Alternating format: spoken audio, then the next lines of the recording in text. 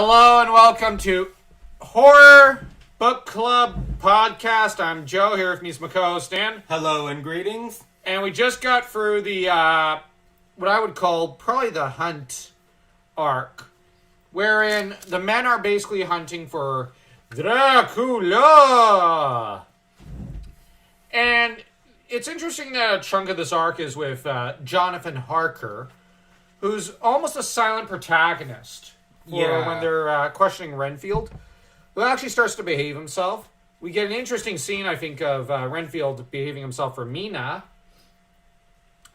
And flattering several of the male heroes. But he makes no reference to Jonathan, which is interesting. He evidently doesn't think much of Harker, which is pretty consistent with what Dracula thinks of him. Yes. Both Renfield and Drac underestimate Jonathan time and again. That said, Mina has an encounter with Drac, which I think is in chapter 19 of my copy. Let me just try to find it. Where,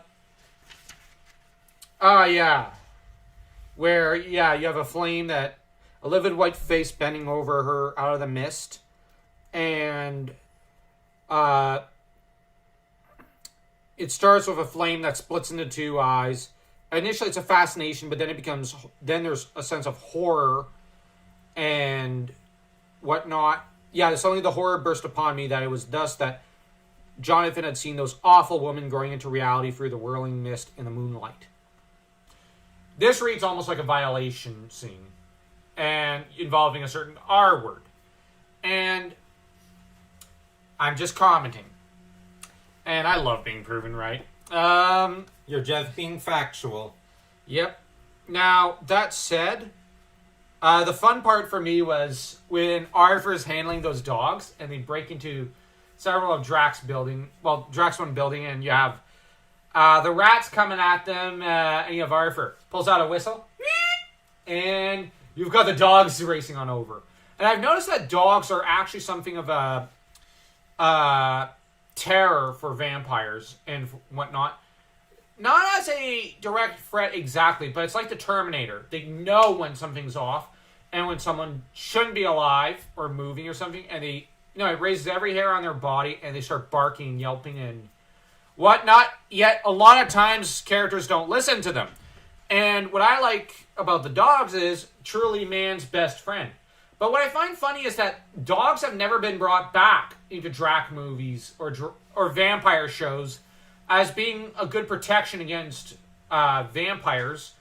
Maybe not protection is maybe protection is not the right word, but a good indicator that there's a vampire around is when a dog's about. Mm-hmm. And we do get track Dracula down. Now, evidently Vlad's aware of them, but the thing is, as much as I got the feeling he was kind of feeling cocky and going, I got at Mina while you guys are hunting me, But on the other hand, there's a certain denial there, you know what I mean? They're cornering him. No joke, they're actually starting to corner him. There's not many places he can hide. And it brings me back to the one scene where he was eavesdropping in the form of a bat till Quincy just fired on him. Yeah. And here's the thing. As much as he is spying on them, he is trying to take down Mina. This, in some ways, I find shows as an inherent weakness. You know what I mean?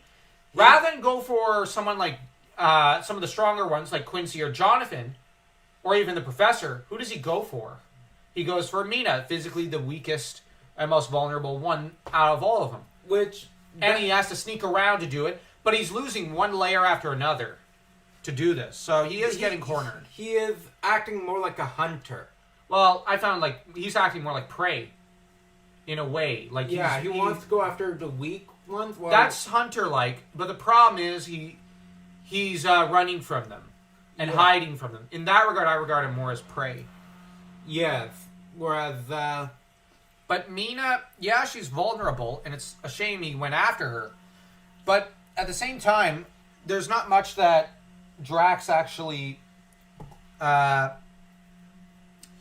Drax almost able to do because, well, They've got him outmanned, in some ways outgunned, and they know more about him than he does know about them to a limited extent.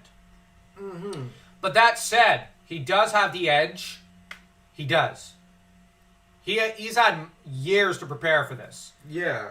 The trouble is they're moving so quickly, and there's also an element of denial. Like, I think the professor Van Helsing describes him as having a child brain, which very much, he's like, ha, I got Mina. Yeah, but they got all your layers, bucko, and you only have one box left, almost.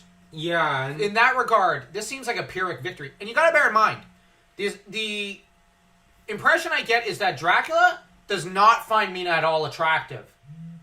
To the contrary, he finds her unattractive and unappealing.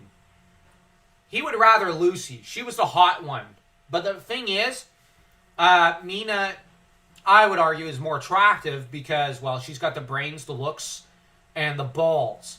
But Lucy was the better looking one. And that's the key difference. And Dracula, I don't think really wants her.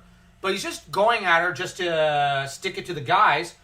So it's like, he doesn't really want to do this. He's going after her just out of spite and hatred. And he's just trying to prove that they're weak. But who are you trying to prove it to? Yeah. If he was smart, I know that, I'm not trying to be a Scotophile or a Welshophile, but why not head for those pastures? Why not head for North or Western Europe? Britain, so that you get out of England there. At least plan that far ahead, like where you can go to Scotland or Wales, and maybe then go back out to sea for the mainland. And if you have to run scared. But here's the thing, there are more places to hide, I think, in those corners, to a limited extent, than in England. But it comes down to ego, because England was the center of the world at the time, the new Rome. And he has to be where all the people are. Well, Vlad here, one has to think in very basic sense. There's food and woman. That's all he really wants. So it's where the babes are, as far as he's concerned. He's arrogant. Had he any sense, he should probably go like a slasher villain would. Split the main characters up and kill them one at a time. Yes. Or if he has to run, I'm just saying, if they now they might have the advantage here because they won't split up. If they won't, that means, and they don't, they refuse to. So that means he's got to, and even when they break down into smaller groups of two, they always make sure to have a certain advantage over him in terms of strategy, the layout or the area, and generally weapons and whatnot. So he doesn't have too much of an advantage there. So his only advantage would be where his castle is. To ditch the place. But oh wait, the problem is there he'd be able to split them because only Jonathan would give chase to him if he did make it to the castle. But that said, Jonathan alone could take his ass.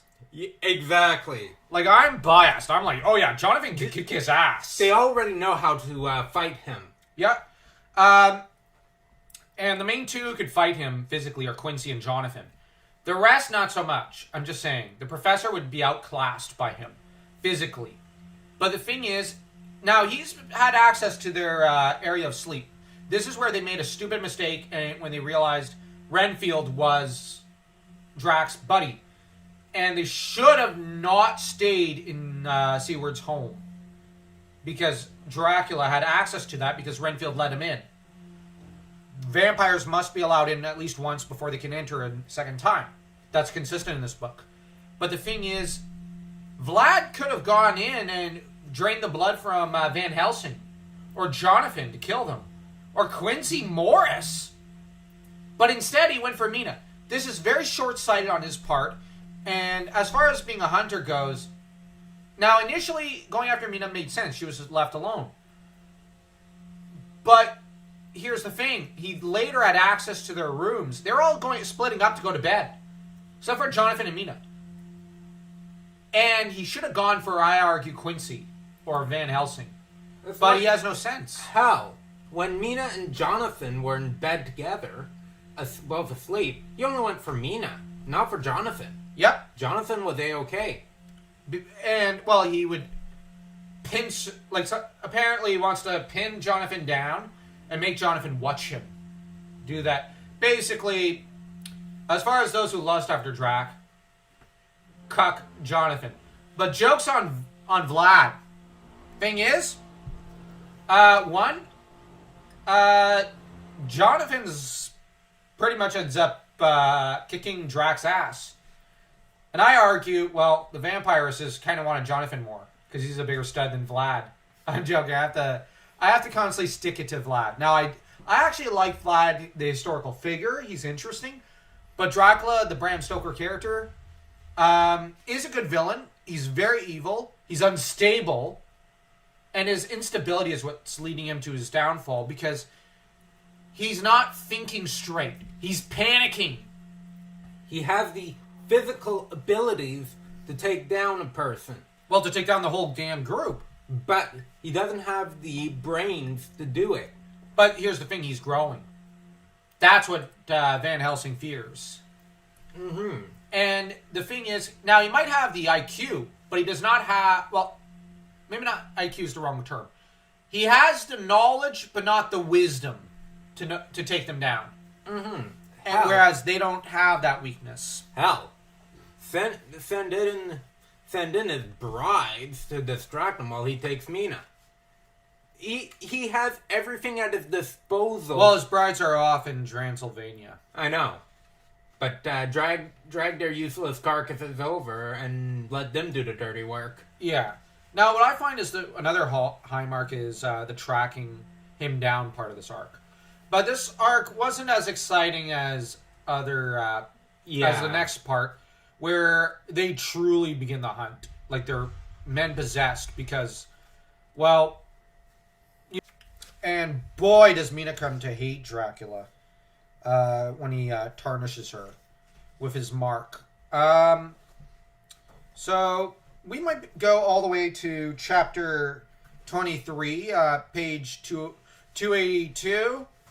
I think I'm just looking through, trying to find the part where they leave England.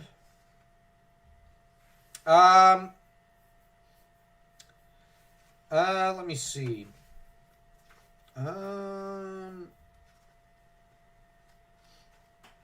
Okay. Might be better for 294, chapter 24. Okay. Up to that point. Then we'll be moving all the way to maybe, like 320, and from there it'll basically be maybe 10 pages or so, and then we're off to the epilogue or so. We're almost done the book. We're almost done. It's basically the chase after Dracula. They hound him so quickly out of England because the minute they realize what he's been doing to Mina, that lights a fire under their asses. And Jonathan goes real brooding and dark. No, like, he gets really dark because he wants to protect his wife. Oh, yeah. And, of course, what all the cuck brains don't realize is Mina actually finds this side of Jonathan hot. No, like, the way it's written, she's turned on by Jonathan wanting to protect her like that and learning knife fighting and wanting to physically kill and murder Dracula. She's turned on by that. Mm-hmm. And it's very evident. But, for some reason, some people want to do the corpse. I know, I've beaten the dead horse. It's one of my biggest pet peeves about these. This arc was just set up for the hunt. And this is where it becomes truly an action-adventure novel. And I love the action-adventure aspect. I love the dog scene where the dogs are tearing apart the rats. Sorry, I'm a sucker for any scene with dogs in any story or movie or anything. Mm-hmm. I personally wish there was an epic poem just with a dog. I would buy that and read that. I'd recite that. But anyways, I think we've stretched this out long enough. There's not much to say about this arc. It's build up. The next arc the next couple of arcs are better. Mm-hmm. Particularly chasing Dracula across Eastern Europe. Damn, like Quincy, no, I think it's Arthur and Jonathan nearly kill their horses to get there. Yeah, they're badasses. They want to stake him out. Oh yeah, like all the characters are badass in that last arc, and I don't understand why they're all hated, but it's pretty much the art. Yeah. Other than people being stupid, Mm-hmm. but there are very smart people who've read this book and go, "Oh, it's just good versus evil." Yeah, that's what it is at its core.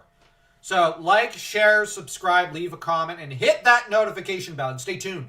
We are about to get to chasing Vlad the Impaler down across his old stomping ground in Eastern Europe. That's going to be exciting.